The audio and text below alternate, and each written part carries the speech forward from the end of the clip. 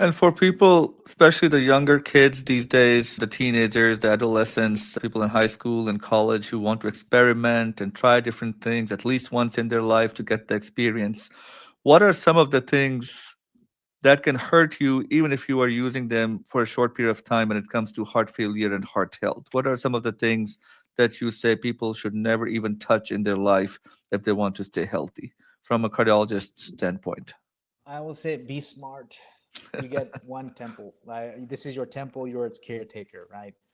And we all have this sort of gauge. I know it's hard to imagine someone who's 16 years old or who's 18 years old. They just want to experience stuff. I will say that be smart, really. Protect this body. Cocaine, methamphetamine more specifically, not marijuana. Marijuana is not as bad, in my opinion, but meth, cocaine, alcohol, tobacco, vaping, stay away Mm, from all of those. Just don't do it.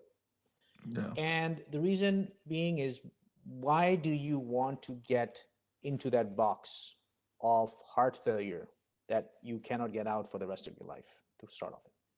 So don't put your heart under stress. They're very well documented toxic effects of cocaine, methamphetamine, anabolic steroids. Young guys want to use to get that extra oomph in the gym. Too much steroids can result in heart failure as well, and it's oftentimes irreversible. Alcohol, direct toxin, over time builds up. And again, you end up in advanced heart failure, then you need a heart transplant or an LVAD, and that's not a good place to be. So, common sense approach, really, that's what I advocate. Have mentors, find mentors in your life that are successful physically, health wise.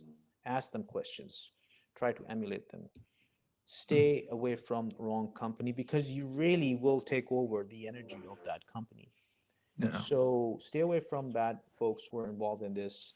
Find people who are driven, who have great ambition, and who also have success in their personal, their physical, their professional lives. So that's really what I tell young folks is things that I wish I would have somebody have told me. Not that I didn't. We're always growing. We're always learning.